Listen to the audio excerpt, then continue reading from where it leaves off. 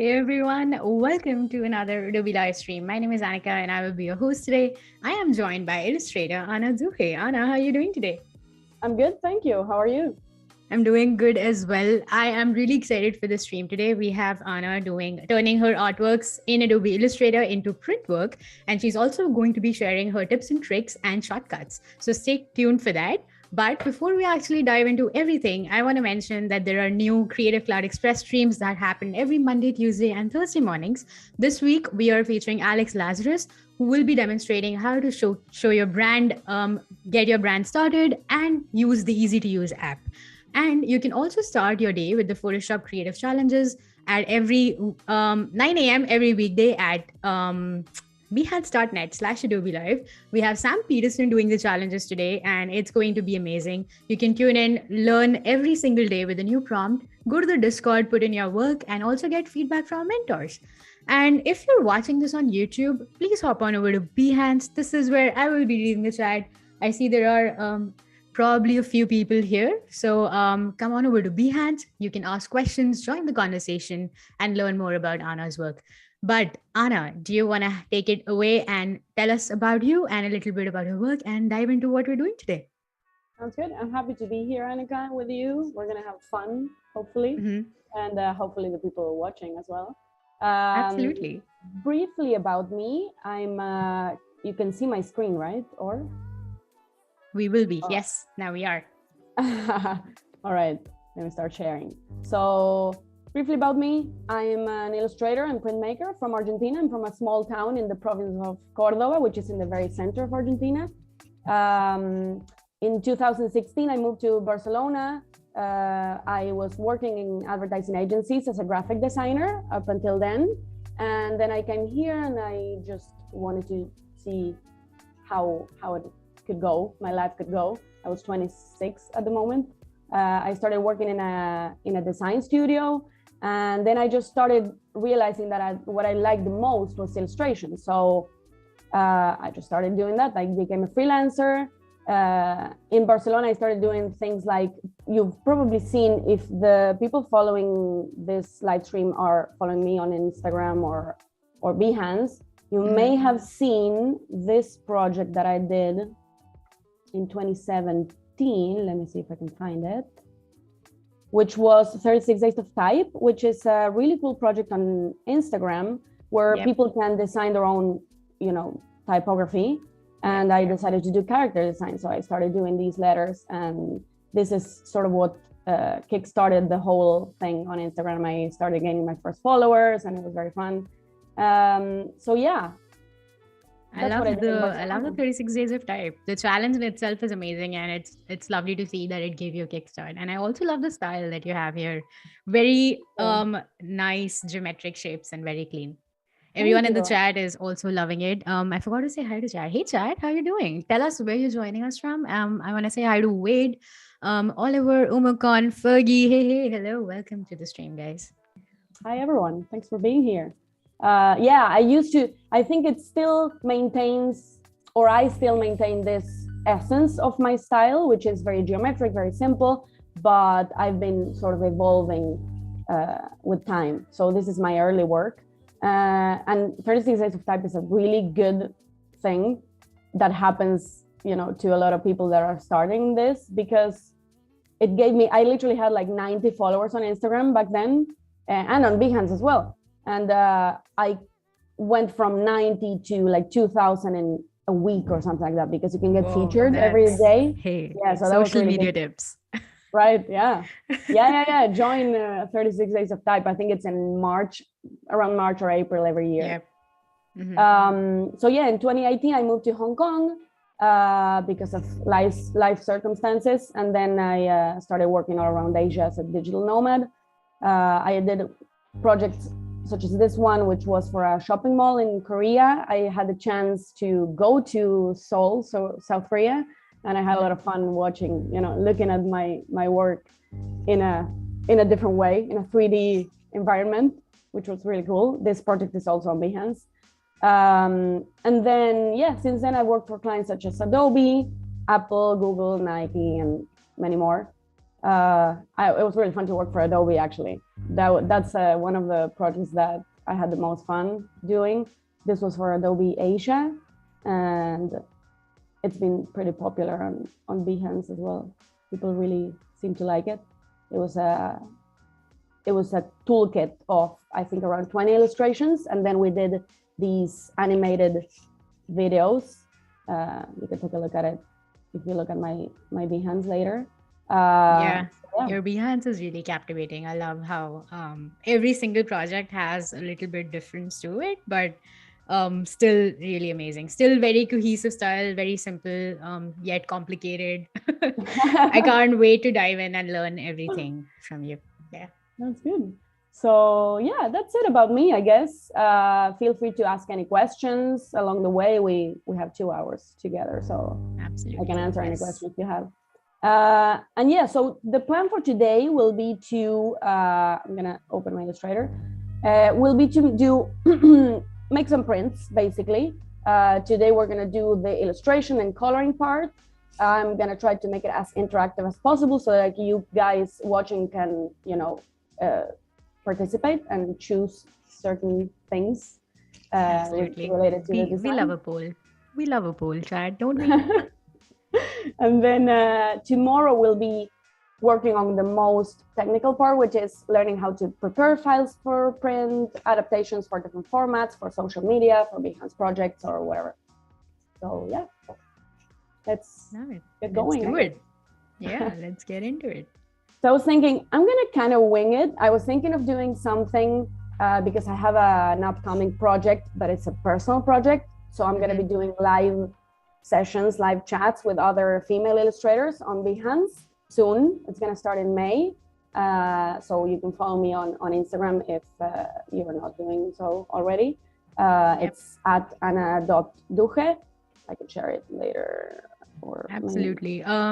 I see there might be a little bit of a streaming thing. So, chat, we will be right back in just about 2 minutes. Hang in there. We'll be right back. Stick around and ask any questions you'd like. Meanwhile, check out Anna's work, and we'll be right back.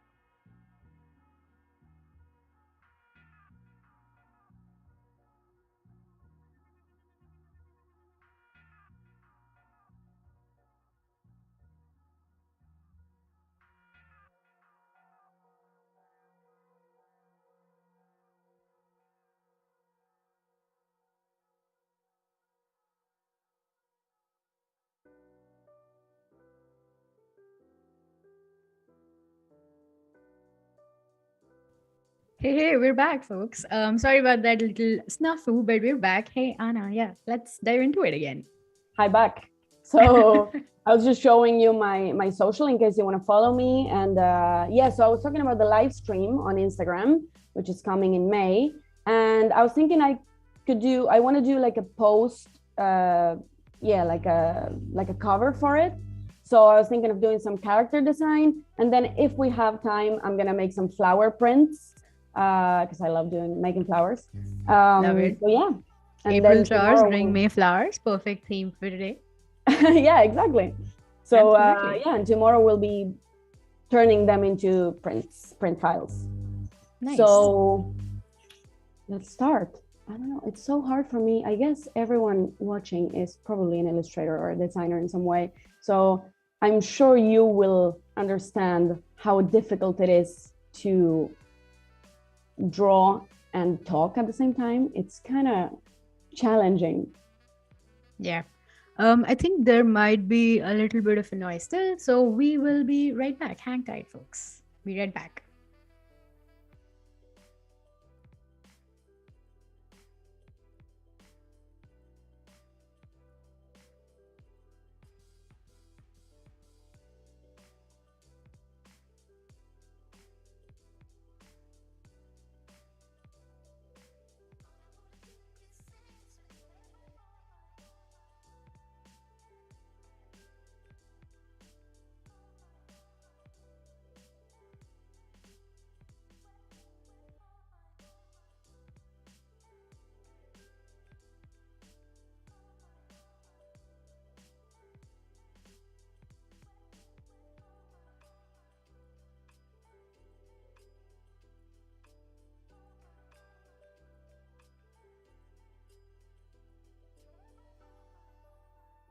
Okay, we're right back. Told you it's gonna be 1 second. But thanks for hanging in there. There's a little bit of an issue that was going on, but we fixed it, hopefully. But if not, let us know. Yes, let's get back into it. Anyone just joining us? We are in Adobe Illustrator with Ana. So let's dive into it. So now what I'm trying to do is a girl, and I never start by doing the same thing. Like I always start by just drawing a random part of what I'm trying to do. So this is, for me, I was gonna say obviously the head, but it's obvious for me because I have it in my mind.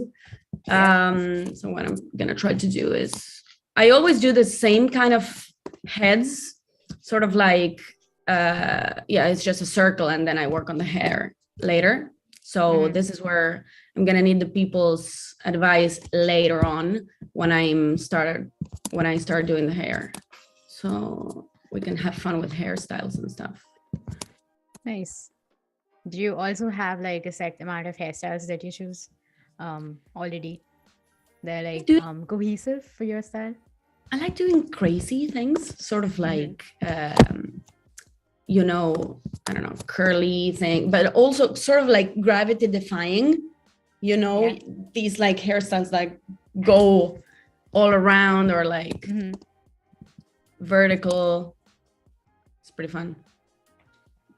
And that's the part that I like the most, because I love drawing, right? But then I start adding and adding. So if you look at my first drawings, or like the first draft, it's never the same as what it ends up being, you know, because also I add shadows and I add textures and patterns when I do the color part.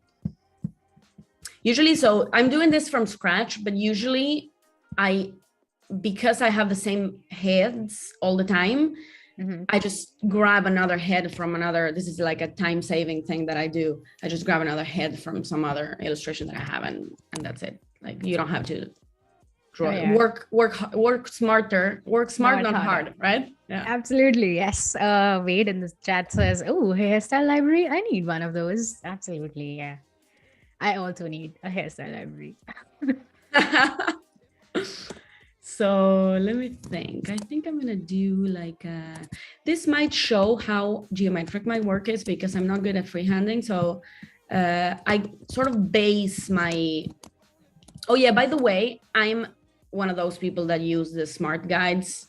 Not everyone is a fan of them. I absolutely love them, because I'm so precise and so geometric that like I just needed to snap all the vectors together, you know. So yeah, I think I love smart guides as well. They make your workflow so easy. And I don't know what I would do without smart guides. I mean, yeah. I just live by them, and like Illustrator is my absolute favorite thing in the world. So did you always start your design and illustration with Illustrator, or was it something else? Did you ever do traditional work? How did it all come into fruition? I studied advertising. I didn't study graphic design per se, but in university they teach you how to use the tools. So I ended up working. I never worked so I should be a copywriter, the one that thinks, you know, about the ideas for advertising, but I never exercised that professionally. I just did graphic design. So I always started with Illustrator, and I'm not that good at hand drawing, as I said. So whenever, like if I have to do something really quick for a client, like a very urgent deadline or something, then I would probably, I think I have it here to show you. I have one of these. It's called a Remarkable. It's sort of like it's like a tablet where you can draw, but it feels like paper. It's really cool. So I would just use that, and it's also sort of like a notebook, like an endless notebook, because it's infinite, you know. And I take it everywhere, but I don't use it that much, because usually my draft version, the first version that I show the client, is usually just my outline version in Illustrator. That's pretty cool. I've never used Remarkable, so that's something I'm going to take away from this stream. That's pretty cool. 5 minutes in and we already have pro tips. What? Yeah. Love it. Do you think your copywriting background also helps you ideate your illustration sometimes? I guess so. I mean, I think about illustration and graphic design as sort of like a communication, not sort of, it is a communication tool, right? So, Yeah. so I think it might, I never like was very conscious of it. Now that you're asking, I think it may have helped. Also, I've heard from many clients many times that I have this, it doesn't sound very modest, but this is what I've heard, that I have this like sort of talent to make a very non-tangible concept into something that you can actually understand visually, you know? That's why I worked with a lot of startups and technology companies where, you know, the concepts are very, very hard to represent. And I just happen to find the way to do so. Absolutely. I think your work screams less is more. And that is definitely something that everyone aims for. I mean, creating minimal designs is not always the easiest thing to do. And I love how you do it. Hey. Thank you. Yeah, less is more is my motto in life. I think I have it on my website actually. Oh, I promise I didn't see it. Funny you mentioned it. Yeah. Or you've done your homework. I don't know. Oh, yeah. Maybe. I love it. So are you switching to the outline mode to see how your things are aligning, how your shapes are aligning? Is that what you're doing? I do this all the time. Nice. All the time. It's just a way of looking at it. I mean, I have to mention that I have a bit of an OCD thing going on. So I need to be very precise. So this helps a lot whenever I have to, let's say I have this here and then I need to snap it. I just prefer to look at it on the outline mode because I don't know, it feels easier and more precise. Absolutely. Yeah. So I was going to start making a shape. I was going to, because I'm going to make a girl sitting down with her legs up. And I was going to start making it as a shape, but I think I might, sometimes I do this. I don't do this all the time, but I think I might just do like a shape, like a line. And then I'm going to turn that into a shape, if you know what I mean. I'm going to show you in a second. Nice. I don't know if you guys have ever created something like this, chat, but let us know if you ever use shapes like this or see it something like this making and can visualize, because I love how you can just, with lines, you can visualize how you can just create a leg out of a stroke. That's fun. Yeah, exactly. If I don't know how to start, I just try to visualize it like this. And I'm like, okay, does it look good? Does it look like a leg or what, you know? The classic squint. Yes. Squint, create, and repeat. Yep. Yeah. That's By the way, I'm going to wear my glasses. You reminded me. Oh. Indirectly. Because I'm going to be like this all the time. I'm going to look kind of weird. All right. So, yeah. Wait, did you just use the width tool for that? How did you get the shape that's bigger on one side and smaller on the other? Yeah, I do the width tool. And then if let's say, I'm not sure if this is going to be the final shape, but let's say I do it. Yep. I just expand it. Well, now I did it wrong because it shouldn't have a fill color. And then I expand it and I turn it into a full shape. And then I would probably around the edges. This corner. Nice. Yeah. So let me think. This is quite challenging to talk and no, it's okay. You get used to it. This is Anna's first time streaming, so I think you're doing great. This is already coming to life. I also have a question. Do you never start with sketches? Do you always start just with vectors? Right? Go right into it? Yeah, I always start with vectors. It's just a thing I do. I don't know why, because I know it's not the most, like the optimal way to do so, but I don't know. I just find it's my, each one has their own process, and this is what works for me. Love that. Becca in the chat says, I don't think I could just go into something like this without a sketch. Absolutely. Well, I mean, not every time it looks that good, right? Like sometimes it doesn't look good and I don't like it, but I start tweaking it and sometimes I make a design and it takes me sometimes 15 minutes, and then I spend like 2 more hours just tweaking it until I'm happy with it. Love that. So, okay, this might work. I think it looks gonna, I need to drop this a bit. Okay, so I usually do the general shape first, and then sorry about my voice, by the way. I don't know why I'm a bit, sounds a bit. It's the weather. It's the allergy season. Yeah, right? Yeah. Spring. Yeah. Spring Spring, comes with, indeed. Yeah. yeah, comes with its challenges. Absolutely. Okay, so we're gonna do some shoes. Oh yeah, one thing I do a lot of the time is to use the ruler, because I like having a baseline, even though I don't always draw the baseline in my illustrations. But I do like having everything neat and everything meeting at the same point, you know? Yeah. So let's see. Love that you're so precise with all the shapes. I also am the same person, so I'm really enjoying this. I don't know about you, Chad. Yeah. You've told me that you're getting into illustration lately, right? Yeah, absolutely. More of illustration, also along with design. So this is fascinating. That's cool. Yeah, I think it's such a fun way. I mean, I love graphic design as well. I used to do graphic design, pure graphic design, if you know what I mean, identity design and stuff like that. But illustration is such a fun way to design and communicate. Yeah, exactly. Yeah, I agree.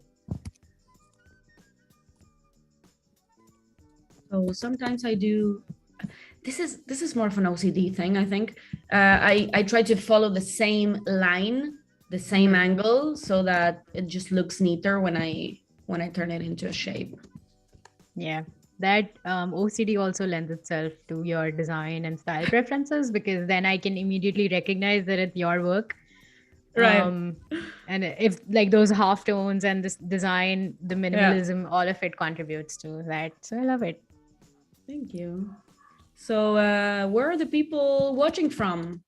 Yeah, let us know. We have a lot of friends joining in. We have Cameron, Becca, Robert, David. What's up? What's up? Tell us where you're joining us from and what time it is. Hi, and everyone. What's your favorite project by Ana? Make sure to check out her work on Instagram or Behance and let us know. Oh yeah, that's a good question. What's your favorite project that I've done? Because usually it's really subjective, right? Sometimes I really like something and I post it on Behance or Instagram or whatever, or I show it to my friends and they don't have the same response as I do. Sometimes I love something, they don't like it as much. Sometimes I think something is kind of like bland, but I just do it and people love it. So yeah, I feel like it's one of those questions when people say, I don't have a style, but people looking at your work know that you already have a style. So it's one of those things. Yeah. I mean, imposter syndrome is such a huge thing in this field, right? Like, yeah, it's so hard not to compare yourself to other people or think that, you know, your work is not, it's mind-blowing to me. The most mind-blowing thing to me in this field, since I've been working in this, is how the response of people. Like I would never have imagined that I would have this, you know, people that like my work, basically. It's just as simple as that. Absolutely. It's always finding the right balance between that. But I always think that when it's easier said than done. But whenever you have like an imposter syndrome, I try to compare myself to my older work and see how far I've come in like a set time span, and then think about why I started comparing myself to others in the first place to identify the real issue. Yeah. Which basically helps you. So yeah. That's amazing. Love that. People from UAE, London, Ohio, Geneva. We are worldwide today. Love it. Wow. Love it here on Adobe Live. Yeah. That's nice. Love it. Thank you all for joining. And again, just as a reminder, if you're watching this on YouTube, hop on over to Behance. This is where you can say hi to the community and all of these people and tell us where you're joining us from. And David in the chat says relatable. They have a lot of projects they're working with, and they're like, I will post it. And then the random stuff performs the best. Yeah, that's interesting. Yeah. Yeah, so I love it. Is that a sock you're creating? I'm trying to make a sock. Yeah, I'm into socks lately. Like the thing I like the most when I'm drawing, the thing I like to do the most is shoes, because there's such a huge range of things you can do with them. Because the rest of my style is very, very simple, and I don't have faces, for example. It's just heads, right? So I have fun with the hair, which is the possibility that I have to add some character to it. And then shoes and also they're very big in my style. So shoes are one of the things that I have the most fun with. And then now I'm into socks. It's funny. I was reading an article earlier today that people pay for socks. People spend a lot of money on merchandise, and they specifically talked about socks. And it's that would be a good idea for my shop. Absolutely, yeah. Your girl print on the socks would look fun. I want to hear the people's thoughts on that, because I've been thinking, because I closed my shop due to COVID in 2020, and I just couldn't. I started doing a lot of client work, and I just didn't have time to take care of it. But I'm planning on opening it again. So, and I have these. These are going to be some of the products I'm going to have. Oh, nice. Yeah, I also love both of them. So I'm definitely the little pins. Yeah. Do you make the pins yourself? I mean, I don't produce them, right? But I do design them. Yeah. I design the whole thing, and then the whatever provider I go with ends up advising on, the colors depending on the shades that they have and the enamels that they have. So that's a good help. Yeah, definitely check out the website. Fergie loves the cute girl pin.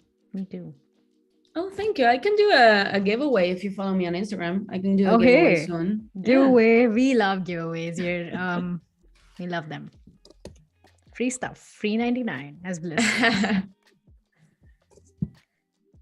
So no, I'm jumping ahead. No, I have to take a look at it again. Okay. So sometimes I do. So for example, in this case, when I color this is going to be the leg and this is going to be the pants, right? So what I have to do here, I just added a line just to see it, to overview it. But then of course, I'm going to have to separate this shape into two in order to color them in a different shade. Actually, I don't know if I did the same angle. Oh no, see, this is the kind of things that take up most of my time when I'm designing. Was it the same angle? Maybe not.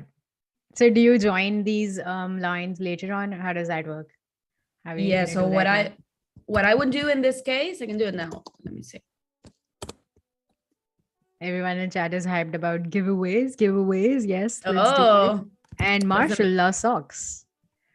So cool. That's fun. We have one sock buyer.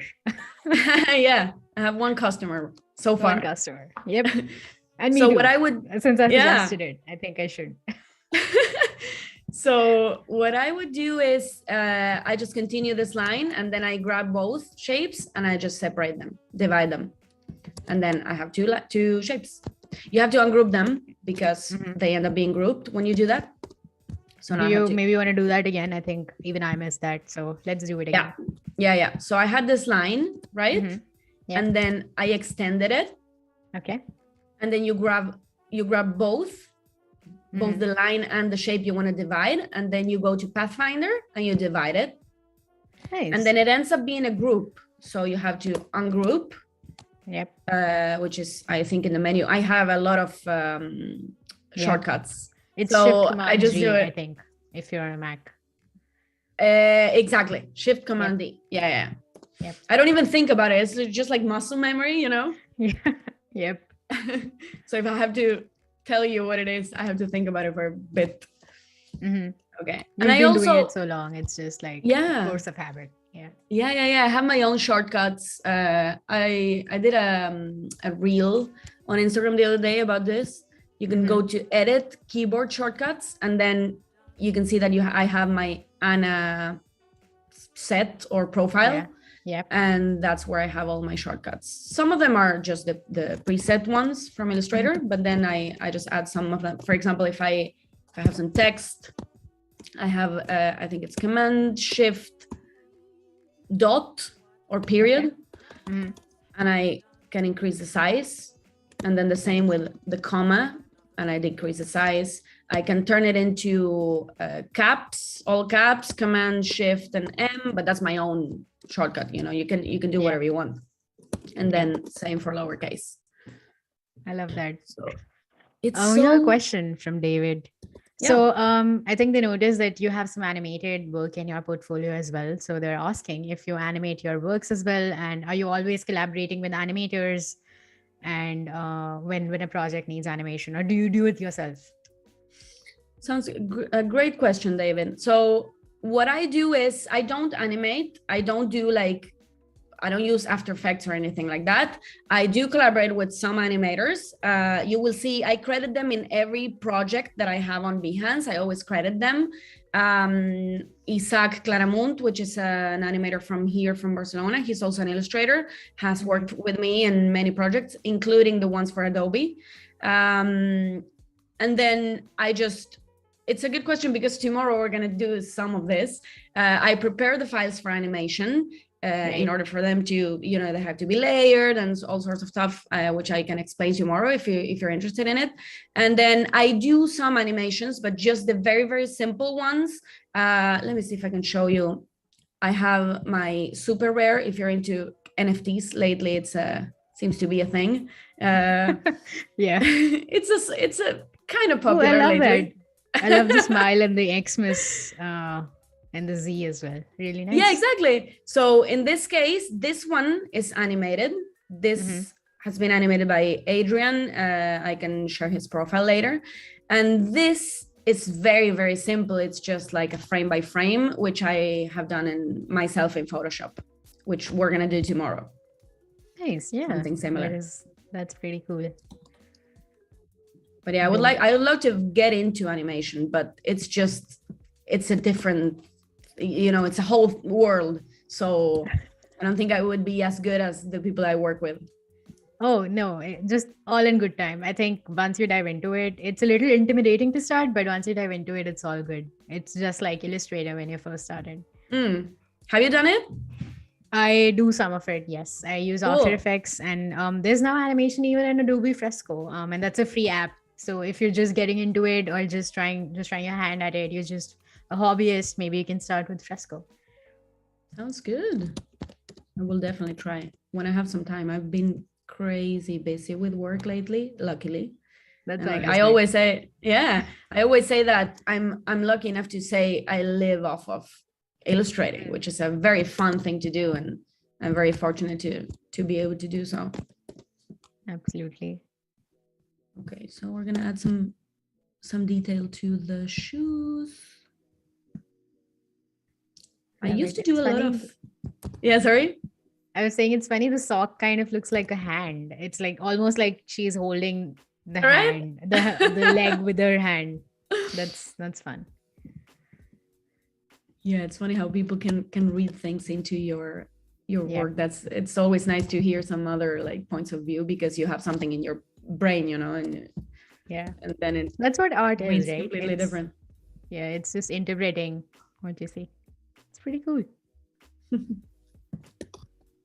I used to do a lot of sneakers before, and now I'm doing a lot of boots just because I got tired of the sneakers. But nice. So do your clients ever come to you with like a specific design and they say we need an exact type of sneaker in here?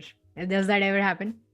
Yeah. So I actually, it might be a good opportunity to show this because I always get asked what my creative process is. So I actually prepared this beforehand because I knew this question was going to come. So my creative process in terms of like the way I illustrate is just what I'm doing here, which is I do the outline and then I draw the shadows, which you're going to see later. And then I go move on to color and textures, right? But then when it comes to client work, what happens is that you can have several scenarios. You can have scenario one, which is when the client gives you the exact visual reference that they want. For example, for Virgin Media, I did this illustration where the client was like, we want, some of these references are from my work and some of them are from other people's work. We want something like this. We want people holding stars because it's about a Trustpilot review. Yeah. So that's what I did. I just presented some options and they ended up choosing this one. This is using their color palette, their brand color palette. But then there's other cases where it's a bit more challenging, where you can have a scenario where the client gives you a concept but they don't give you an exact idea or a reference or a visual reference. So this is what I did for Upwork. For example, they gave me a stat about freelancing, and okay, I was like, what can I do with this? So sometimes my process is literally Googling working remotely, for example, which was the topic of this specific illustration, right? So I just Google, because what I like is to see what, oh my God, sorry. We have to, I'll be right back. Yep.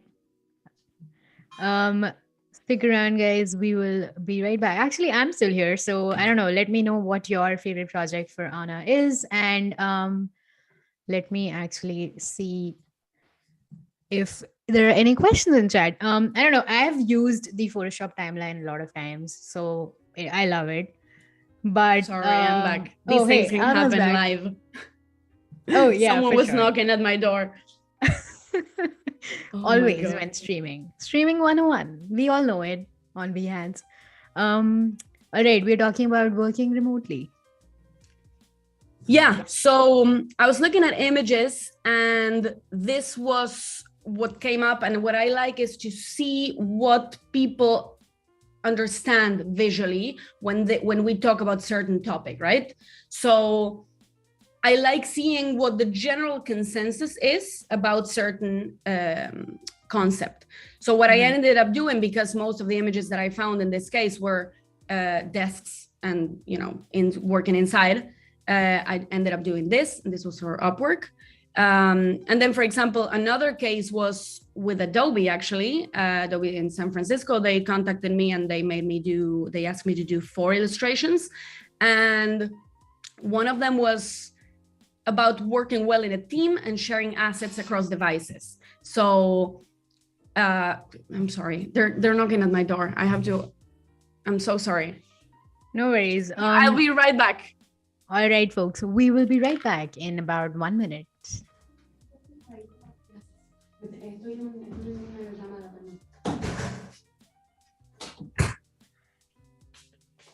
We have Spencer Nugent's work in the chat as well. Yeah, Spencer is an amazing creator, so you guys should definitely check out Spencer's work.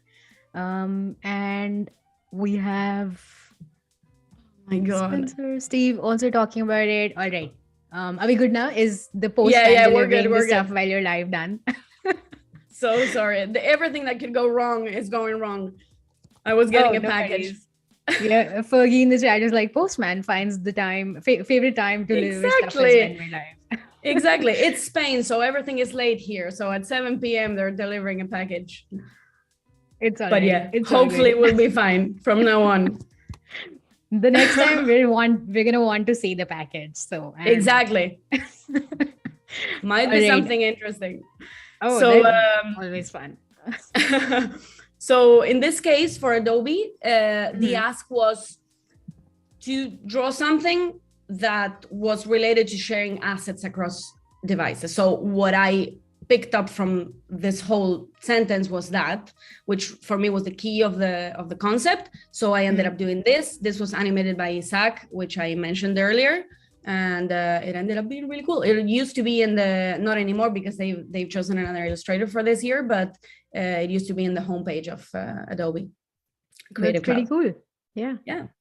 And then another scenario that could happen is when the client gives you the idea, but not a visual reference. So they tell you, well, I want this but they don't give you a reference. So in this case, it was, for example, I thought maybe a chair at bottom left, teaching coding to toddlers. So with that, I just worked on something that represented visually what they asked me to do. So that was fun. Yeah, and then just a fun fact. This is for all the illustrators out there. I kind of cheat when I illustrate. For example, I do have time-saving things that I do on a daily basis. So what I was telling you before, I just take a head from another illustration that I have because they're all the same, and then I just copy and paste, or I use the same hands. For example, here in these three examples, this is the exact same hand, but it's just used in a different context, and it just works. So I copy myself. I guess that's allowed, right? As long as you don't copy someone else. Yeah, I think it's great to reuse your assets that you create, because if we started not reusing them, we'd be just creating them forever. So it's lovely that you're reusing your assets. I think a lot of 3D artists also do that. I know David in the chat does that. I do it. I love it. That's cool. That's cool that other people do it, because it feels like cheating, but at the same time, it's my own work. So another thing I do is I try to avoid drawing, because I really suck at drawing hands. So I'm not that good, and I try to just not draw them if I can. Like I try to hide them, if you know what I mean. Here there's everyone's wearing mittens. Yeah, exactly. So yeah, that's a little bit of my creative process, just in case you were interested. It's something that I often get asked. Love that. Yeah, there is a nice little presentation for giving us good insight into your thought process. Love it. Lisa really loves it. Really original and modern style. And Penny agrees. Nothing wrong with that. It's not cheating. It's not cheating. That's nice. I have your validation then. Absolutely. Yeah. Smarter, not harder. Yeah, exactly. Yeah, I think it's about all these things that make your daily life easier, when you're working and you have very tight deadlines and you don't have time, and you also have to balance your personal life. You just have to manage and find a way to save time.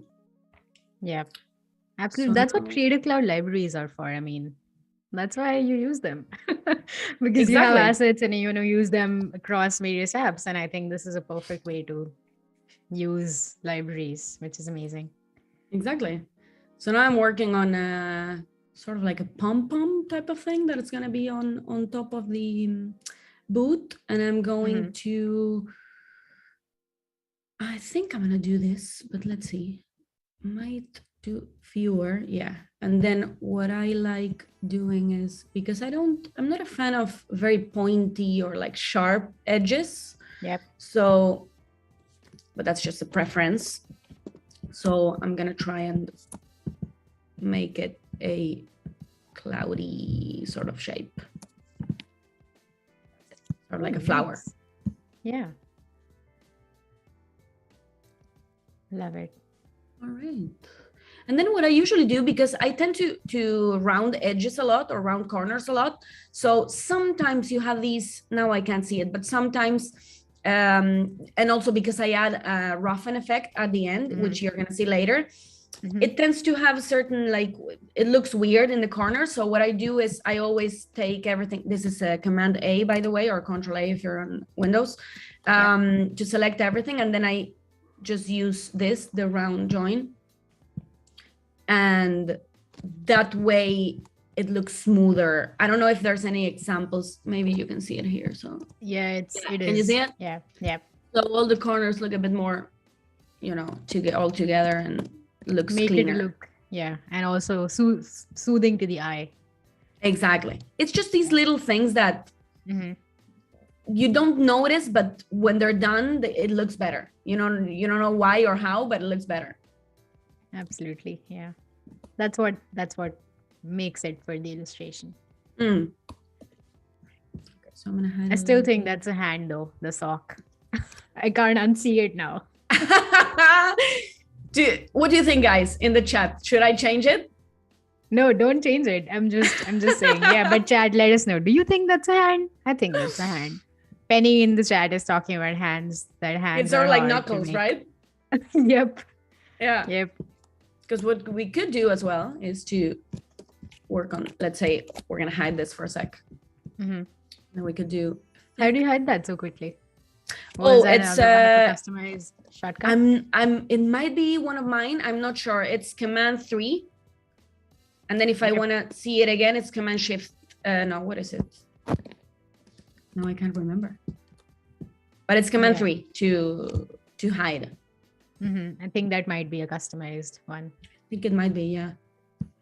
Nice. So let's see. I can also do like a zigzag type of thing. Smooth. It's a bit smaller. That might also work. That also looks good. People in the chat have a mixed opinion. We have hand sock. It looks like a hand. It looks like a fluffy top of a winter boot. Hey, thanks. Oh yeah, that was sort of the idea behind it.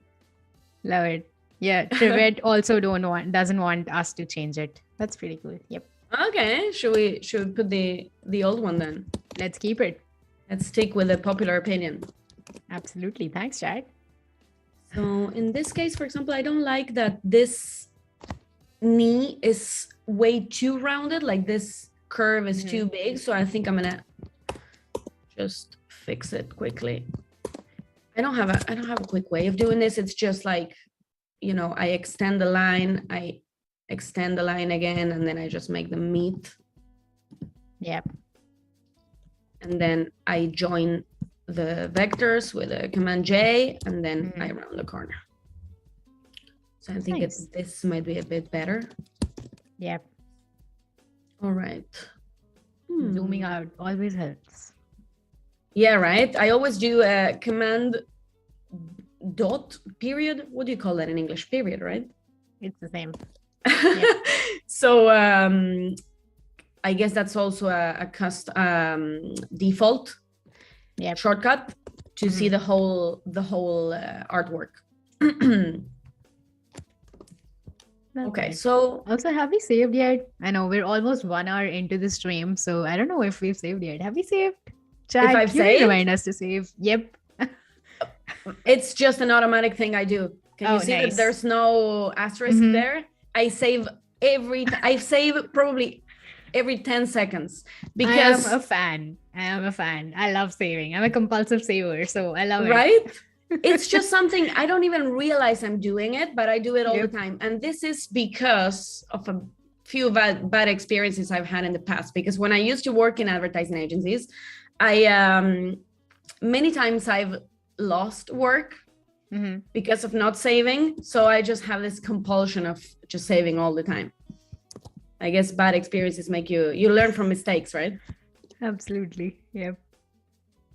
All right. So I think we're done with this leg. I think we can do something fun, like a leg in the air or something like that. Oh, that would be fun. We could just duplicate this leg and then just tweak. Wait, I'm gonna add some details. Because why not? Yep. Love it. Noor says obsessive compulsive saver, OCS. Yeah, we're gonna steal that. That's it. That's a good term. Thanks, Noor. Kieran is joining us. Hey, Kieran, what's up? Welcome to the stream. Anyone? Again, we're almost like 50 minutes into the stream. We're here with Ana Duje. She's an illustrator based out of Barcelona, Spain, and she's working in Adobe Illustrator. So if you have any questions for her, make sure to check out her work. And this is the time. Now is the time to ask any questions related to the design that she's doing. So happy to answer. Absolutely. Yeah.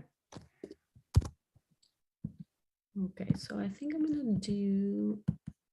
not gonna have the exact same leg. I'm just gonna try to, oh yeah, and I'm also gonna group. I always group. I don't work in layers, only when I have to. I separate the layers when I have to send it to an animator, but I don't work in layers. I find it easier to organize like in my head, it's easier to just group. So I have, you know, this leg is a group, this other leg is a group, and then within that group, I have the group of the shoe. That's the way I organize myself. Let me know if it's how you guys work. Yeah, let us know if you use layers and if you name your layers. That's also another Oh debate yeah, we no. all have. I Oh yeah, mean, no. if I make layers, I definitely Mhm. name them. Like there's no way I'm not gonna name them. Nice, love that. Yeah, everyone in chat says they have sticky notes to save. Nice, love it. So, is there? I know Brogan has a question. Brogan, if you would care to elaborate a little, I would love to ask the question as well. But Mhm. Lisa has another question. How do you choose your composition? Sketch or based on images or in your head? I know we talked about that a little bit earlier when you were Mm. talking about working remotely, but maybe we can touch a little bit more. Yeah, so sometimes I just wing it and I try things out until it works for me. And Mhm. then sometimes, for example, let's say I have to make the ask from the client is to make someone running, for example. What I would probably do is find or Google photos of people running so that I can visualize, even though my characters are not that realistic, but they still have to read as people, right? As people doing certain activity. So what I would do is Google people running, and then I would roughly, sketch the shape, and then I just move on to adding all sorts of fun that characterize my style. Love it. Yeah. There'll be a way to approach it.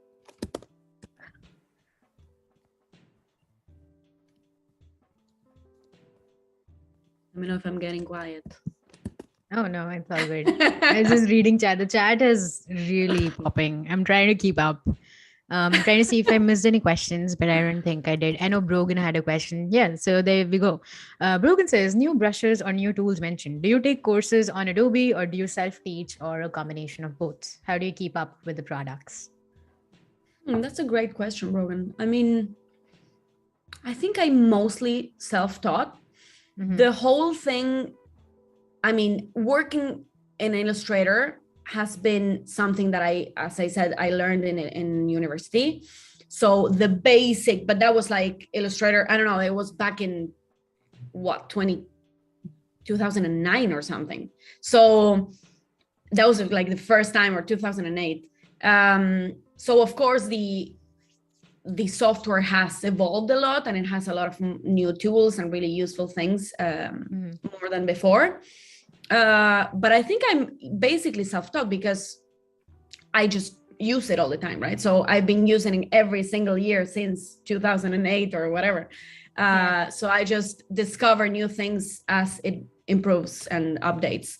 But at the same time, I do have a lot of designer friends, and sometimes I learn things. Like, for example, the other day, I learned something that I could not believe I didn't know, which was how to separate layers when you're working for animators. So what I used to do is just separate the layers, like copy and paste in place in a different layer.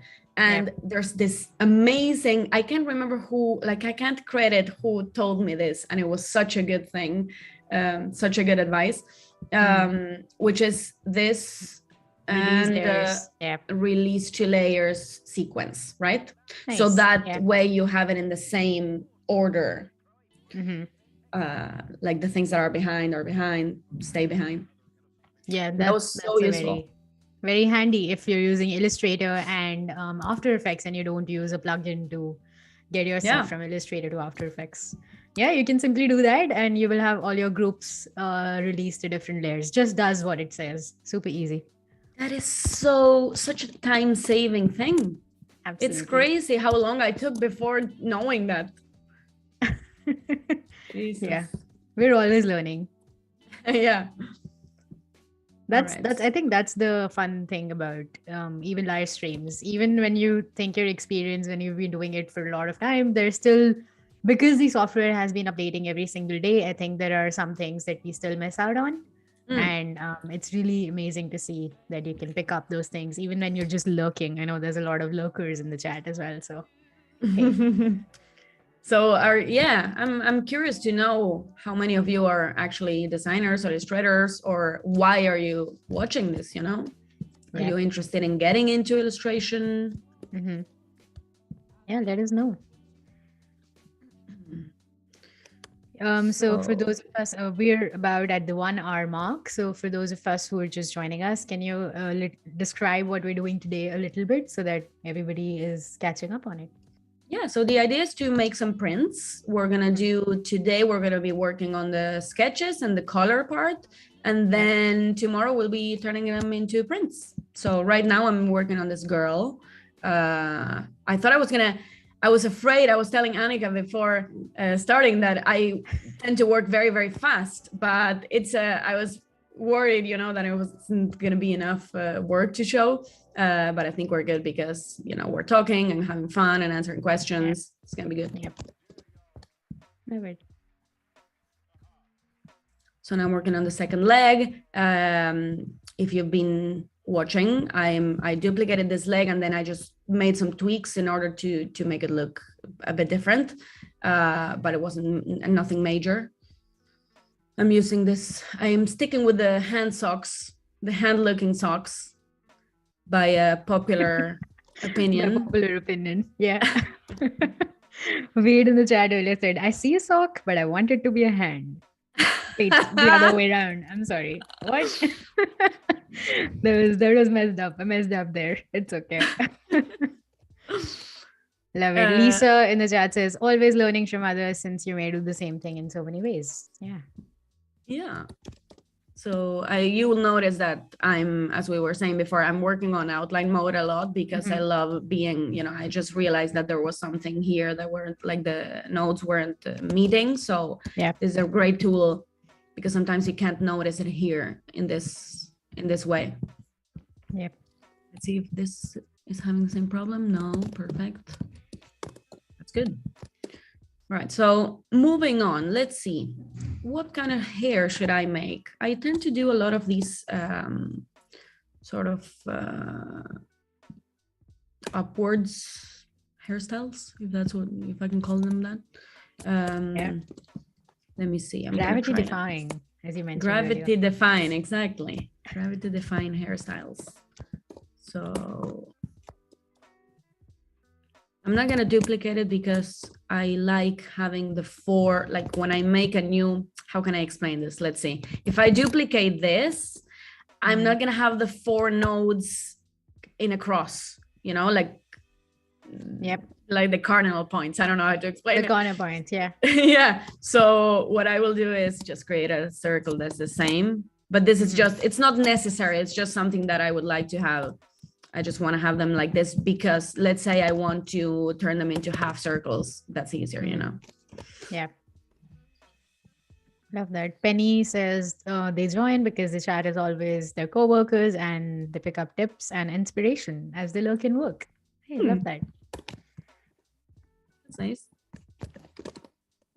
Yeah, other people also chiming in saying that they're a graphic designer and it just keeps them inspired and motivated to keep learning. I love that. Yeah, I love to hear everyone talking about why they join us at Adobe Live every day. Love it. We're live every single weekday at starting 8:30 a.m. Pacific time. So make sure to tune in with us live. And if you're watching this on replay, you can watch all of the replays both on Behance and YouTube. A friendly reminder and a nice time to say that we are also featuring artists when we're offline. So make sure to tune into that and learn from their creative process. And it's also a fun way to ask questions that you otherwise won't get the opportunity to ask. That's nice. Pretty cool. Yeah. I'm changing my opinion, as you can see, or maybe not. I don't know. I'm just trying to see what I can do with the hair. This is one of the most fun parts for me. I just love making hair. It just makes it so much more. It gives it character. Absolutely. It gives character to the character. Yeah. Characterception, if you may. So I'm going to try and do something this, and then I put it in the back. Oh, what? That is quick. Oh, I was looking at chat and you already did it. What? So what I did was I took this line to have the same angle in the hair as the hair on top, and then I extended it, I don't know, as long as you want, and then wait, because I need to, and then I duplicated it. I put it on the other side of the head. Let me see. I need to zoom in for this. Okay, that's good. And then join them into a shape, and then I put it in the back. But I'm doing everything with shortcuts so that it looks faster. Yeah, that was quick. It looks more complicated than it is actually. That's fun. The other way you could do this is, oh no, but this works. The other way you could do this is just make a rectangle and then just put it in that that angle, right? So I can do this. You have it there. So nice. Yeah, multiple ways to do the same thing. Love you, Illustrator. Right? There's so many ways of getting to the same, like many paths to go again to the same place. So I kind of like this, the fact that it's bigger than the head, because it gives it sort of like this part of the hair. You can see this part of the hair, you know what I mean? Yeah. If I have it on my side. Nice. Yeah, it's very fun to see your human-centric approach to the illustration, because someone making it for the first time would not think of it that way. I mean, that's what I think. But that's interesting. Yeah, it's fun to see. Love that everyone is telling us why they're tuning in and what they're doing. So love to see it. Thank you so much for sharing that with us. We have junior UI designers getting into illustration. We have Elizabeth, who is graduating from illustration this week. So they're joining. Love that. Congrats. Yeah. Congratulations. That's so cool. I'm always curious to see, because I think on Behance, a lot of my followers are clients as well, like prospects of for commissions. And then on Instagram, I think it's mostly my peers, so it's people who are starting or they're already like they've been working for a while in illustration. So I'm always curious to see why you like my work, or why you follow me, why you're interested in watching a live stream. Absolutely. Yeah, I love that. The good part about this is that it's a two-way conversation and we can ask questions and learn at the same time. So that's really fun. I'm going to give her a tank top. Okay. Because why not? I know I haven't done the arms yet, but I'm procrastinating on the hands, to be honest. You already have them. Yeah, I have them. That's true. No, I'm going to make them from scratch. Otherwise, I'm a scammer. For the live stream, I have to make them, Oh, no, it's all good. Maybe you can use the ones that you have and demonstrate how you make them. Yeah. So let's say she's holding a pencil, because this is going to be for the ones tuning in right now, I'm making a cover, which is going to be also a print and an Instagram post for a session, like a cycle or a series of live chats that we're going to have on Instagram with some female illustrators. You can follow me for more updates. It's going to start in May, and I would love to make two female illustrators back to back, which I'm going to do soon, because I'm going to duplicate this and flip it. And so I was thinking maybe they could be holding pencils, right? Since we illustrate, even though I don't use a pencil. Yeah. You use a pencil. Hey, you use a pencil in Illustrator. Yeah, exactly. That counts. That counts as a pencil. Absolutely, it does. I used to draw a lot when I was a kid, but now I was going to ask, do you ever do traditional for just to unwind and get away from screens or something like that? I tend to read a lot, or not a lot. Actually, that's a lie. I tend to read, and then I love just learning stuff, watching YouTube just to learn stuff. I follow a lot of chemists and things like that. Watch physics stuff. I love space, so I'm fascinated with planets and stuff like that. I love music.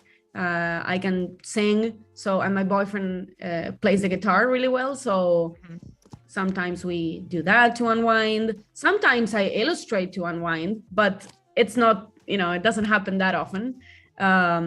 but I try to, if I'm on because being a freelancer, you know, sometimes you have a lot of work, sometimes you don't have a lot of work. So I try to stay sharp in a way, because if I don't work for a while, I don't have client work for a while, I tend to get rusty in my head. So I try to go and do something, even if I don't like it in the end, or I don't post it, or I don't show it to anyone else, I just try to stay sharp with the illustration tools, with Illustrator, basically.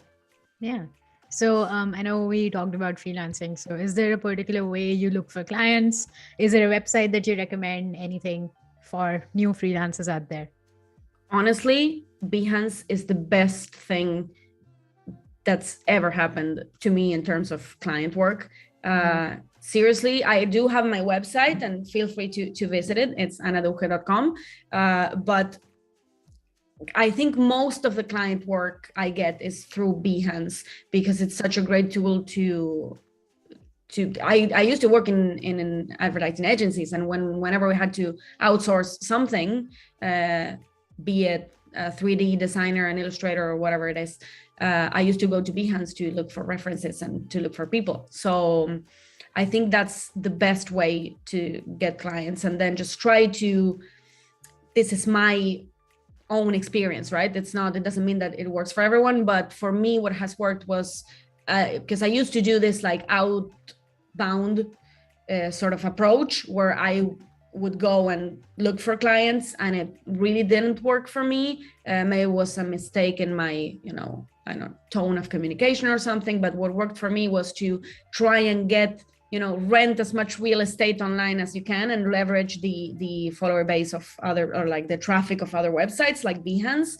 and, just optimize for that, instead of trying to get everything on your own and do everything on your own. Like it's a really good thing that we have so many tools right now to get what we need.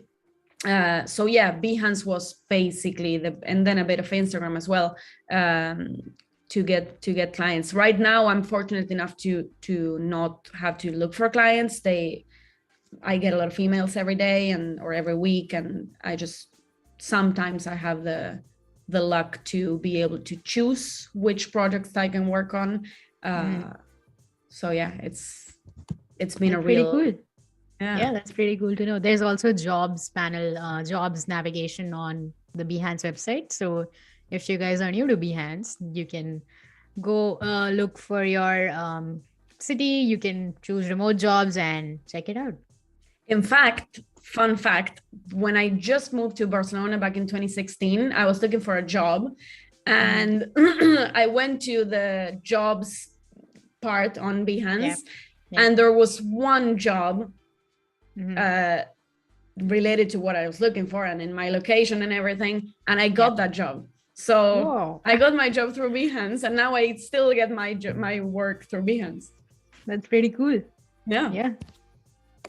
Nice. Gonzalo in the chat had a question. I'll get to that in just a second here, Gonzalo. Yeah, let's get into the hand. Let's do it. Sorry? I'm just saying, let's continue on with the hand, and then I'll ask Gonzalo's question in a bit. Yeah. I know we're talking a lot. Sometimes it's too much talking. No, I think it's fun. It keeps me talking. Otherwise, I would be totally quiet. So let me guys know if this is too much for if you don't understand what I'm doing. I'm trying to visualize how thick the arm is going to be. So do you think this is too thick? We could do it a bit thinner. It's going to be sort of like an arm that's like this, and it's holding a pencil. Yep.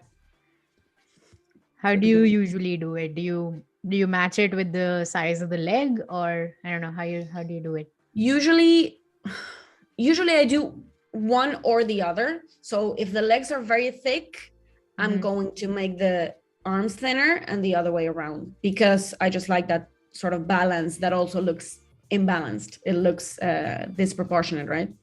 Yep. To bring it that balance. That makes sense. Yeah. So do you have any rule for scaling the different parts of your characters? How do you decide how big or small they will be? Not really. Sometimes I just start in a way, and then it's not like I'd say, okay, this is gonna be half the thickness of the leg or something. I just look at it and see what's works in each case. Like it's not all the time the same, because if you can see, for example, let's say this one, because it's the first I can remember. I have this character that is, most of them are they have very big legs and shoes, like in this case. But then I have one that is, see, it's bigger on the top part. Yeah. So the legs are still big, but they look smaller in comparison to the top part of the body. So, and then you can play around with the size of the head so that it looks more disproportionate or more proportionate. Sometimes I get this ask from clients. Sometimes they are like, we need it to look a bit more realistic because it's just a dot, you know, the head. I tend to, sometimes I do the heads, they're very, very small. So. Okay, that makes sense. Yeah, I hope that answers your question, Gonzalo. Thank you for that. Yeah, Joseph checked out your website and says, cool designs on your webpage. Hey, thanks. Oh, thank you. Yeah, it's nice that you take a look at my website, because it's not something that I, pay attention to a lot, but I love it. I recently changed the font and it's really cool. Oh yeah, I love it too. It's kind of quirky. Trendy. Oh, absolutely. Love it. Let's people chiming in. We like thinner arm. Fergie says she likes thinner arms. So I don't know. Okay, yeah. Thinner than the one I'm making. I think this was a while ago, so maybe. Oh yeah, maybe that was. Yeah. Let's do 70 though, just to. Okay, so now I'm gonna turn it into expand it. Turn it into a shape. So now you can see it a bit better. And then let's see. So now what I want is for the arm to match this baseline. So, okay. So then I'm gonna try and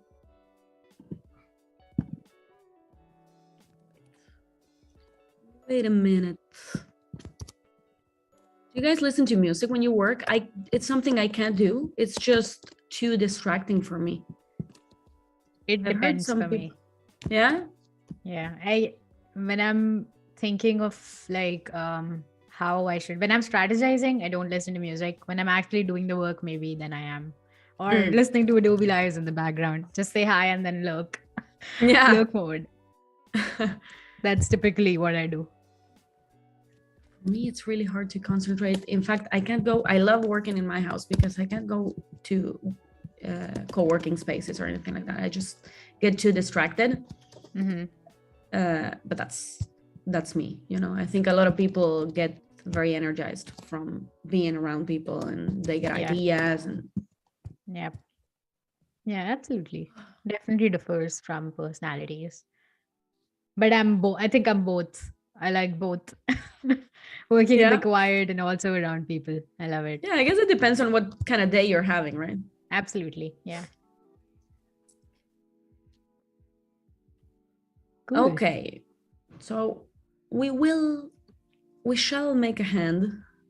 So sometimes what I do, even though I said I don't freehand, but sometimes just to visualize it, I use the brush tool and I just, try and see what I come up with. So is this the mouse you're using for the brush tool? I'm working with the pad, with the touch pad. I don't work with the mouse, which is kind of mind-blowing for some people, but for me it's just the way I've been doing it forever. Nice. So yeah, all this while I thought you were using a mouse. So yeah. No. I can't do that. So I'm just trying to see how this would work, but basically I would do something like this, and then I would put the pencil here, Okay, this is how beautiful I hand draw for you guys. So then I would turn it into a shape. Okay, so let's do it.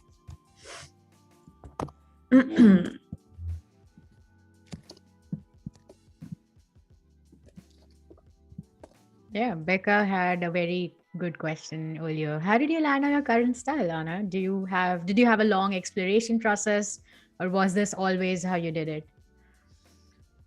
I mean, I think, as I said before, I think my style is not exactly the same as it used to be, but it's still, I think it's always evolving, and I always come up with like new ideas that I incorporate to my work, but I still try to keep it coherent in a way that it reads the same, even though you're looking at something that I did like 5 years ago or something.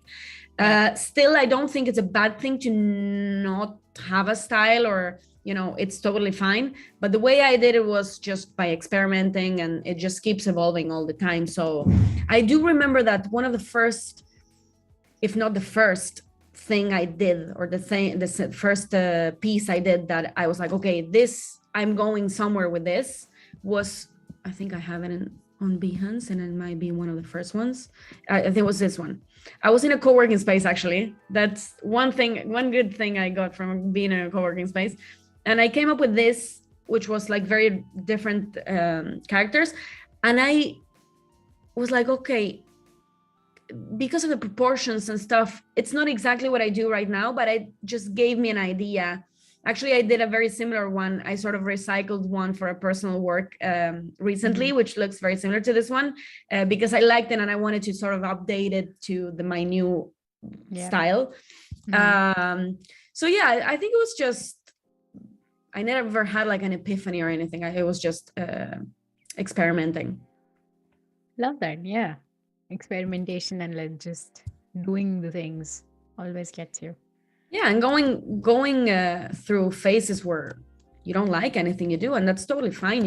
That's part of the process. Otherwise, you would be sort of mediocre, right? So it's nice to not conform. Absolutely, yeah. It's showing growth when you can say that, hey, this does not look good. You can identify what's actually wrong, and then you can work on those things. Love that. Yeah. Exactly. So a lot of people in the chat use the touchpad greater than mouse. Oh, nice. My people then. I thought I was the only crazy person around here. I only use the mouse, so I'm the crazy one here. I do use the touchpad just to zoom in or out, but that's pretty much it. Yeah. What have I done? No. Touchpad plus mouse is the best combination ever, though.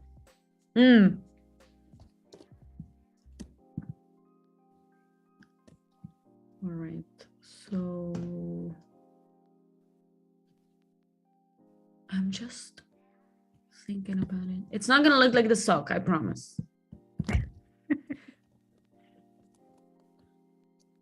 One thing I do all the time, one tool I use all the time, I think it might be preset as well, default, is to repeat behavior or something. Like if I want to duplicate this, and then I want all the circles to be in the same distance from each other, I just do Command D. Yep. And it duplicates them. I do this all the time with things, well, because I like things very neat and proportionate and everything. And I do this all the time when I work on the patterns for the clothes. I tend to do like circles or clouds or something inside the clothes. And it's very useful. Love it. Yeah. Command D, duplicate. And D would be Control D if you're on Windows. Control D if you're on a Windows. Yeah, exactly. Kiran in the chat loves your color palette. They say your color palette is so distinctive. They love it. They feel like they're in a candy store. Total nostalgia. That's nice. I mean, it's interesting because color is something that I always struggle with, actually. And it's the thing that people highlight the most about my work, that they like. And I actually find it quite hard to work with color. It's not that easy. Sometimes I just get inspired by other people's color palettes. Sometimes I just try things and they just don't work. But I do know that I have this tendency to go really bold, really in your face with color. So that's, I think, what might attract people to my color palettes.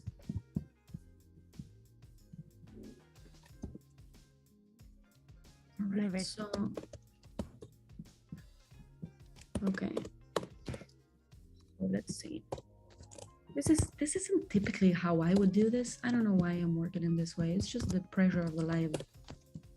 No, no worries. We're a great community here. And we understand that this is how the actual design process looks like. So Yeah, it's all good. You're in safe hands. Yeah, I guess everyone hesitates a lot when they're designing, and it's part of the process, right? Yeah, absolutely. Sometimes you find new ways, like I'm doing now, of designing things. Like I would have never done this way. I don't know. I'm finding myself exploring new ways of doing things, which is pretty fun. Only on Behance, folks. Only on Behance. We have about 40 minutes left in the stream. So if you are just joining us, welcome everyone. I see a lot of new friends joining us. Not new friends, old friends, but newly joining us. Hey, Stuart and Gareth, welcome. And anyone over on YouTube, please hop on over to behance.net/Adobe Live. This is where I'm saying hi to everyone and asking all the questions. Nice. Love it. Welcome to the new people joining. Yeah. So should we do a refresh on what we're doing, maybe? Absolutely. Let's do it. I'm designing. Quick recap. Yeah. Quick recap. We're doing cover for a series of live streams I'm going to be doing on Instagram from starting May. So I was thinking of making these two because it's all going to be female illustrators. So I'm thinking of making this mirrored image of two illustrators holding pencils as an Instagram cover, and then we're going to make it into a print tomorrow. Love it. So now we're working on the outline phase or the draft phase. Then I'm going to move on to, very soon because it's almost done, I'm going to move on to shading. And then we're going to move on to color, and hopefully you can help me color this because, as I said, I'm not that good at it. Oh, I think you're great at it. But we can still chime in. I mean, backseat art directing. Exactly. No, I'm kidding. So let's see. I don't like I usually don't like this is a pet peeve of mine. I don't like when things are too close because it tends to look a bit noisy from afar. So I'm gonna try and change the angle of this. Nice. Yeah. Because I prefer to, step on something else or like be on top of something else instead of being so close to it, or be very far, which would be like this or something. I don't know. But I think this is better. Yeah, that also matches the angle for the sock. Yeah. Which is pretty good. Good, Annika. You're sharp. I'm learning. You get me.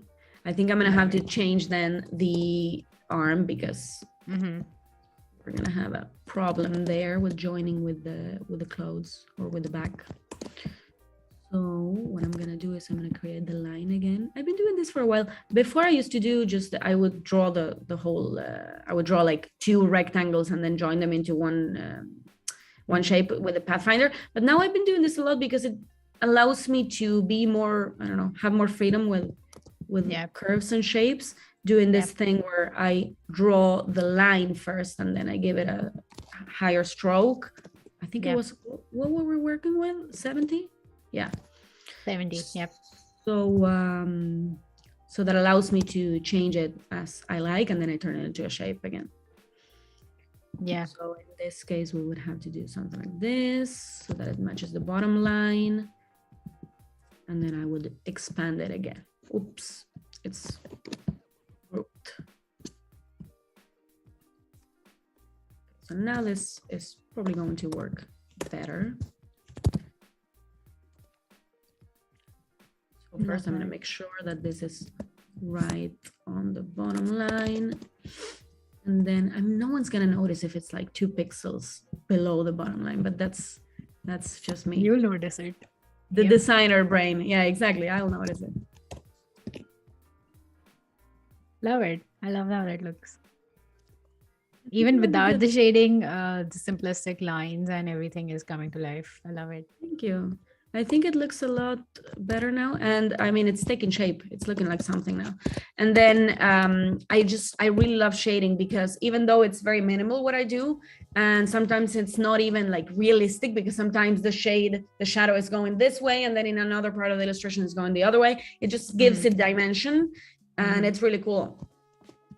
It looks so much more, I don't know, put together, you know? Yeah. Along with... So do you use brushes for adding the shading? No, I actually do shapes. So let's do the pencil and then we can call it done. And then All right. we can start shading so that I can show you how I do it. So let's just make a very simple pencil. And then I will do the triangle. That's a fun way to make a triangle. Use the star tool and make three. Like a three, Yeah. exactly. 3-point star. Yeah, Nice. just because I want them to be equilateral. Is that what you call them in English? Yep. Okay. Is your first language not English? No, my first language is Spanish. Nice. Yeah. Or my I won't Spanish be able to speakers. Looks great. That pencil looks amazing. Do you speak any Spanish, Annika?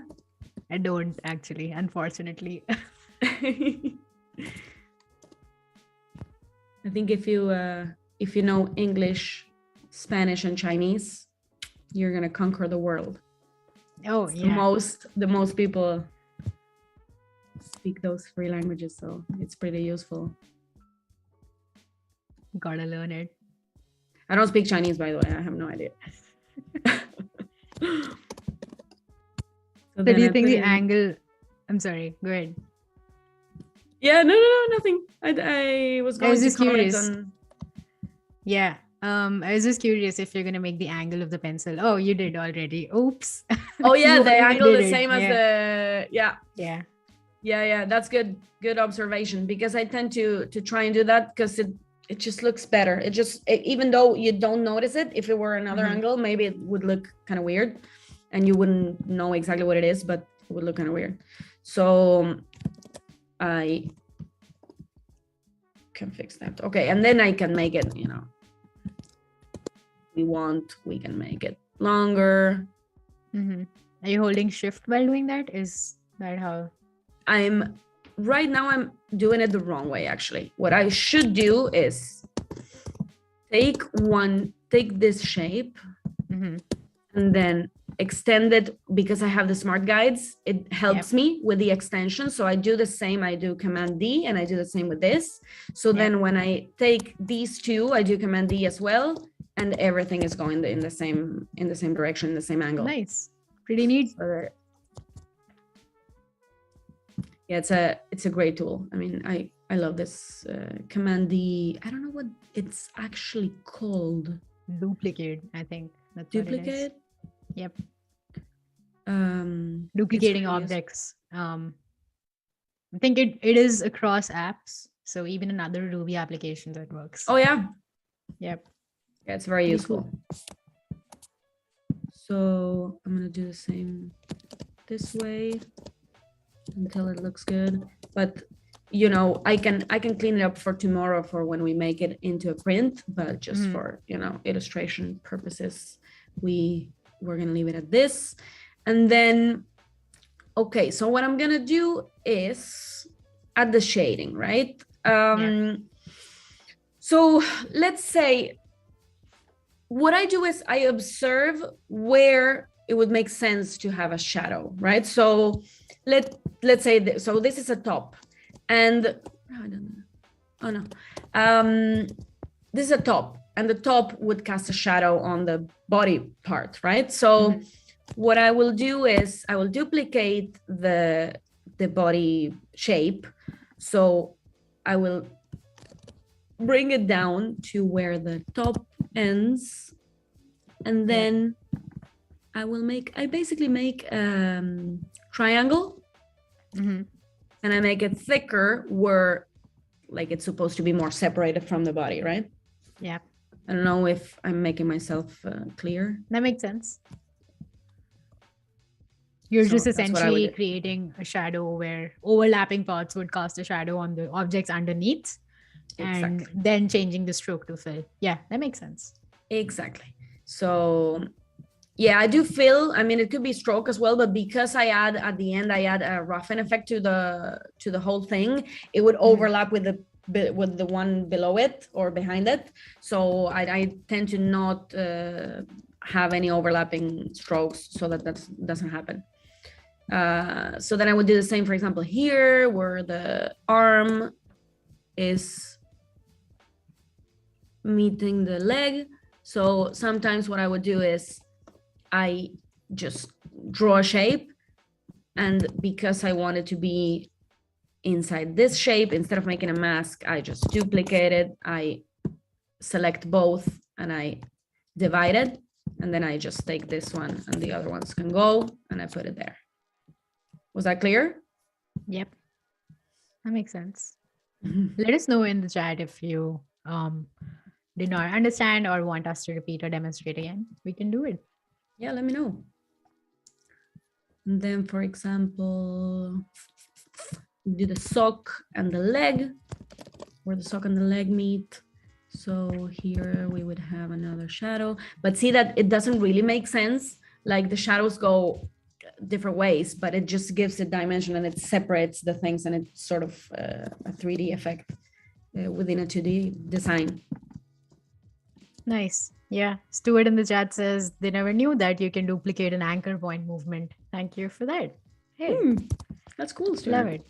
Yeah, and I think we're creating more shadows. So I think Penny wanted us to explain the shading again. So maybe we can go over that once again. Yeah, so what I do is if I want to make a shadow over this leg, for example, because this sock, which is separated from the leg, would cast a shadow on the leg, I would duplicate the shape by doing Command or Control C, Control F to paste it in place. And then what I would do is I take away some of the nodes and I would make a triangle, and that triangle I make it into a fill shape, fill color. Yep. And there you have your shadow. And then you can make it as big or as small as you want. Maybe it's thinner, like this. Love it. Yeah. You're right. It does give the dimension to the illustration, even though they might not be really realistic in the sense of having one light source and having the shadows casting on something else underneath. But still very cool. Nice. And then I always do this one, which is on the neck. I duplicate the head, and then I duplicate the neck, and I select both, and there you have what intersect is the name of this tool. So then you have one that is the intersection between the two shapes. Nice. And then you just eyedrop the fill color. Nice. Exactly. Pretty neat. Exactly. So now I kind of feel like these pom-poms should be bigger. But this is something, you just look at it and it ends up being something very different to what you started with. Just because, sometimes you like adding more fun details to it.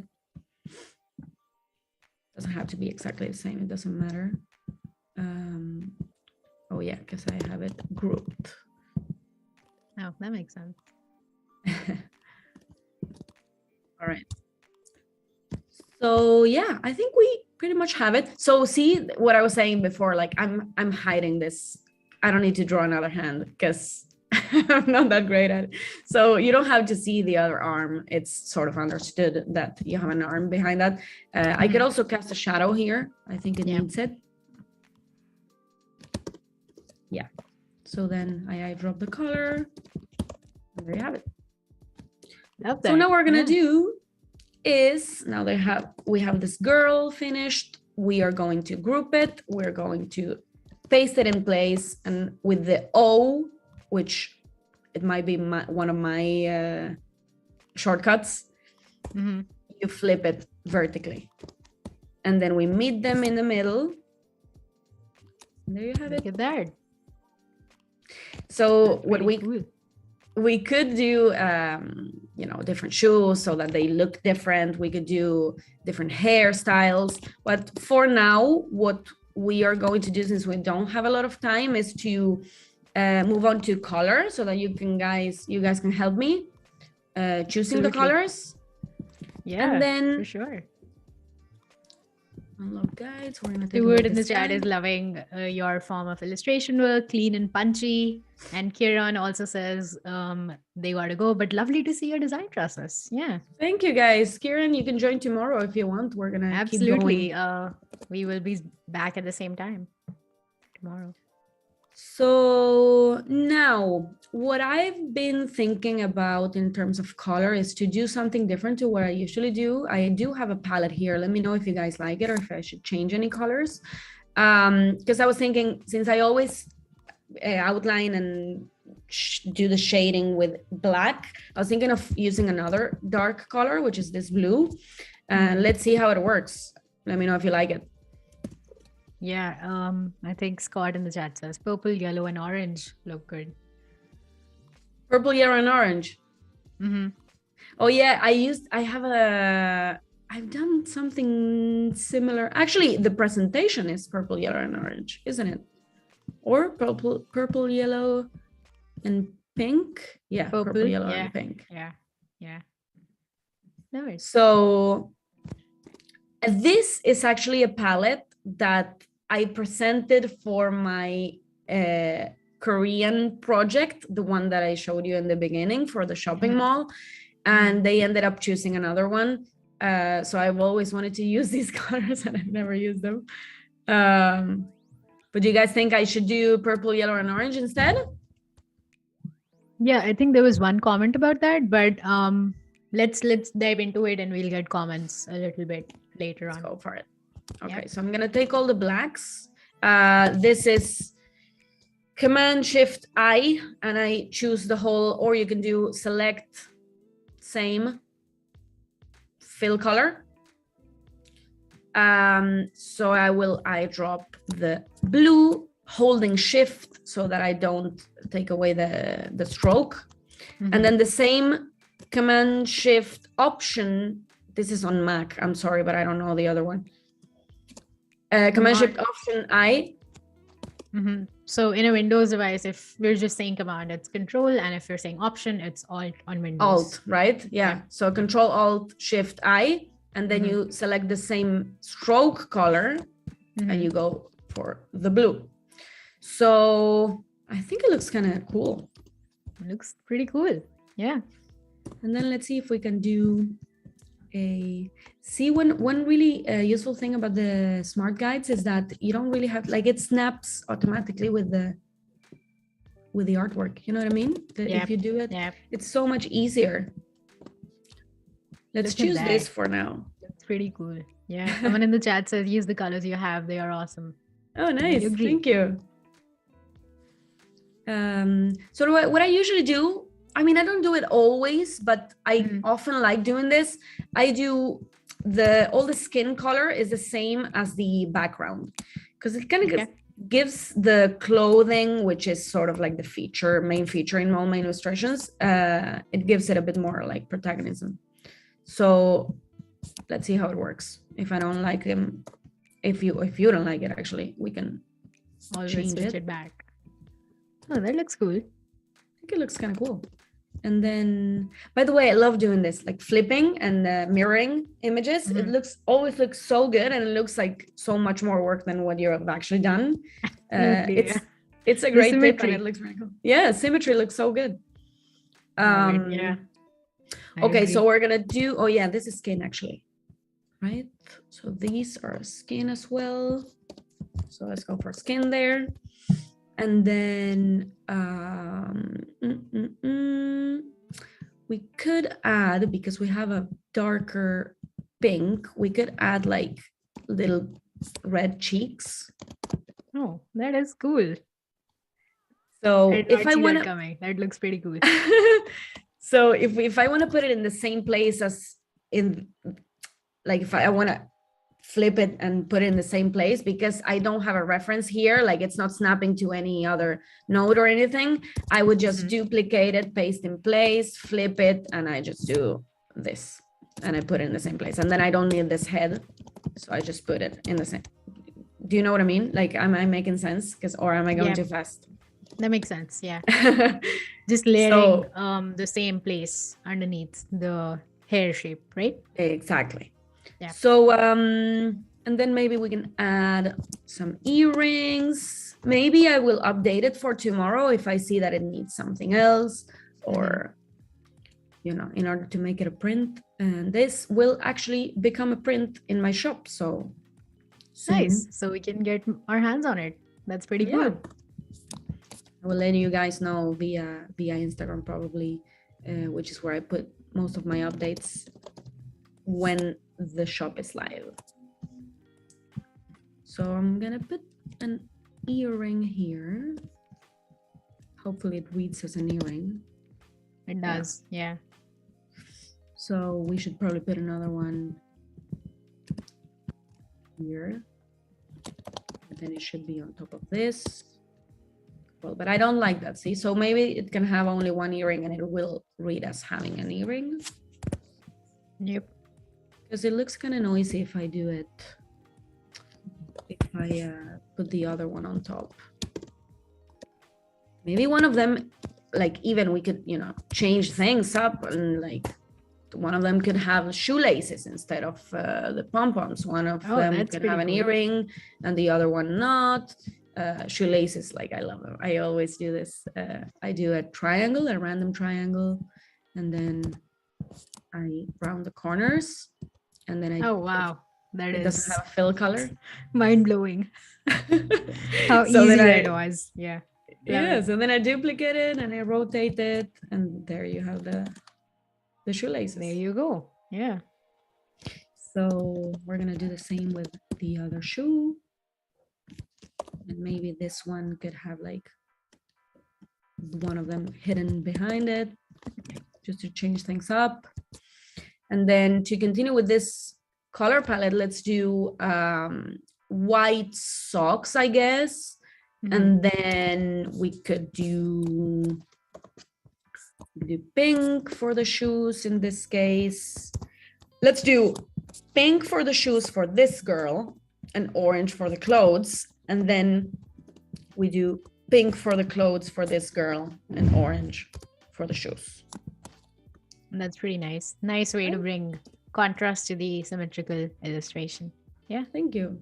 Yeah, it looks cool, I think. Someone in the chat says they see the socks now that there is some color added. Yeah, me too. Yeah, right. It changes so much once you add the color. Yeah, that's so true. So now we're gonna do, to finish things up, we're gonna do, well, first I have to do the pencils, and then we're gonna move on to the patterns. Sorry, my English. That's cool. We're gonna move on.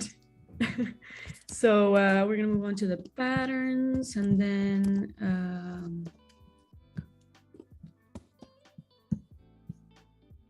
yeah, okay. Love it. Yeah, everyone in chat is loving the color combination. Thank you. And then we could I'm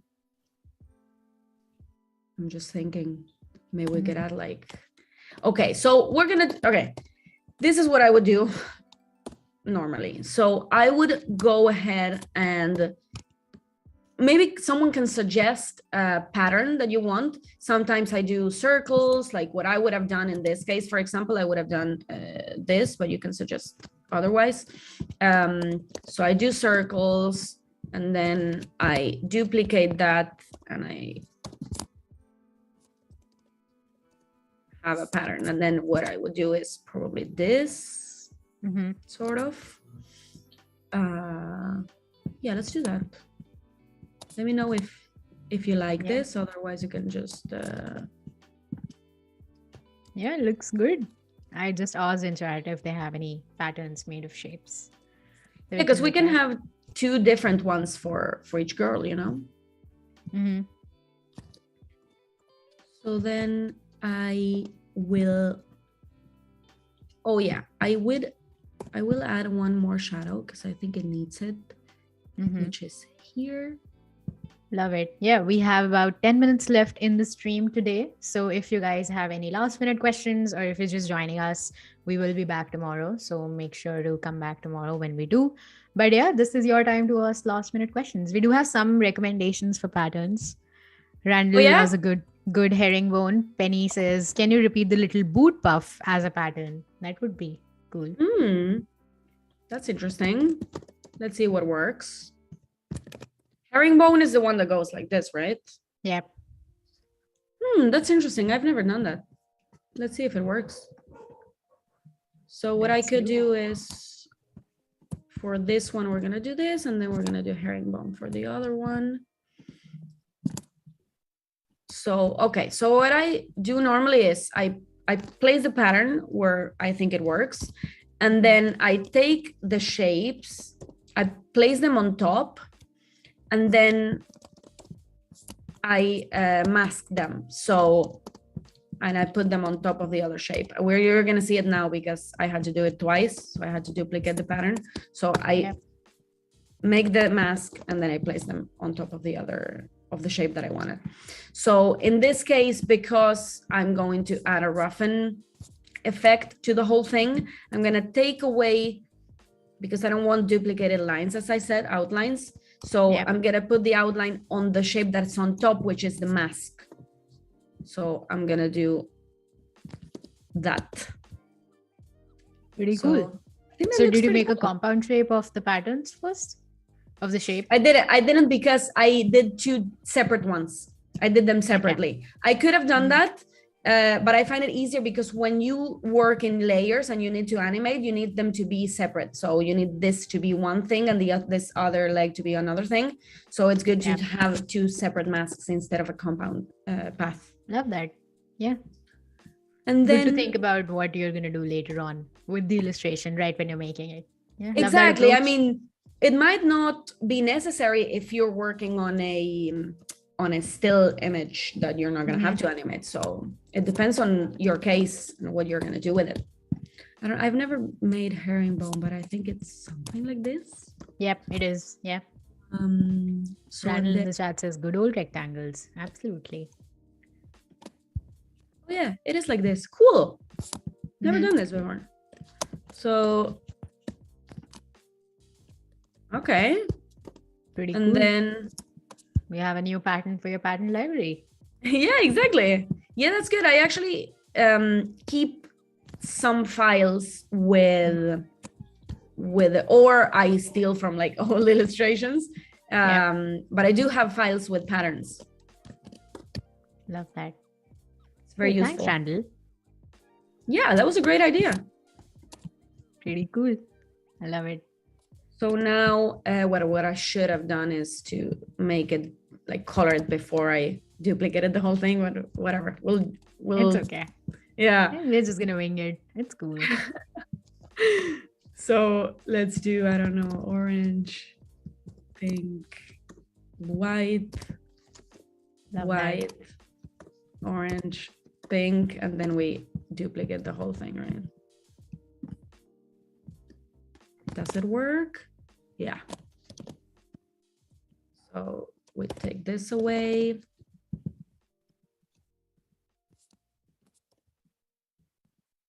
All right. And then we duplicate. So now we have a pattern that, let's see if it works. Okay, I'm gonna put it on the back for now. I mean, I'm gonna put it here and see if it works. How do you decide the scale of the patterns? I know it's the polka dots. I mean, if I were doing that, I would not make them so big, but I was surprised to see that with the scale of the legs and the scale of the patterns as well, they were really comparable. Is there something you think of and any considerations when you're making those patterns? I tend to like both things, so I tend to do them big all the time, but they could be smaller and they could work as well. Yeah. I just think it fits the scale of the whole thing better, but not too big because you wouldn't see the actual pattern. You just see shapes, right? Yeah.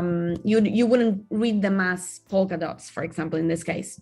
Absolutely. So now that you mentioned this, actually, I think this is not reading as a herringbone, for example. So we should make it smaller, in which case we have to duplicate the shapes because you don't see the whole thing.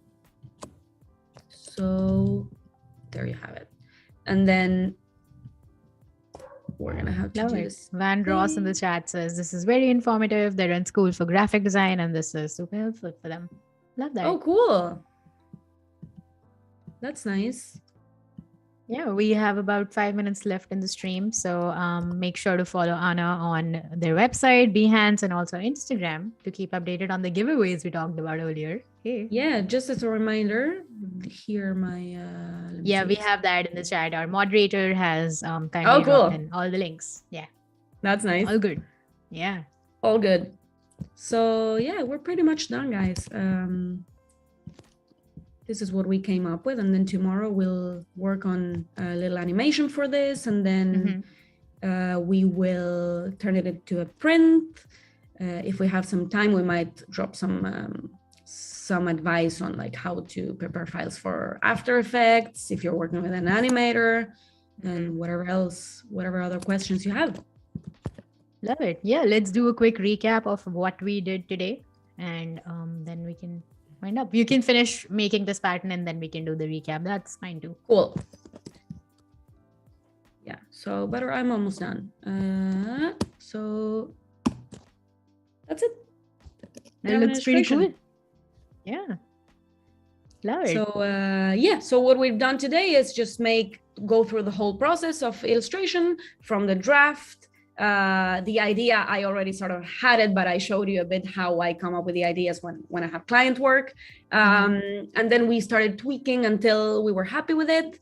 At least I'm happy with it. Let me know if you guys like it. And then we moved on to shading and coloring, and yeah, tomorrow we'll keep working on this in another way, not so creative but more technical, and helping people who want to know how to turn them into animations and prints and scale them and adapt them for the different formats. So yeah. Nice. So what tools are you going to be working in tomorrow? I'm going to be using Illustrator again, and then a bit of Photoshop. Nice. So we're going to be using the Photoshop timeline to animate this a little, right? Exactly. Frame by frame. Love it. Yeah. So this was an amazing stream, Ana. Thank you so much for joining us today. I loved learning from your tips and tricks and also using simple shapes and learning everything about it. If you missed the stream, you can always watch the replay both on Behance and YouTube, the YouTube Adobe Creative Cloud and the Adobe Live channel. So make sure to subscribe to that as well. And Ana and I will be back tomorrow at 9:30 a.m. Pacific for part 2 with turning your artwork into prints. Stick around for this week's Illustrator Creative Challenges with Julia Walker, immediately followed by an introduction to designing a mobile app with Alex on design. It's going to be an amazing stream. Don't forget to watch that because it's going to be building a coffee ordering app. Stick around for all of the programming for Adobe Live, and we will be back tomorrow. But until then, bye for now. Thank you. Bye. See you tomorrow.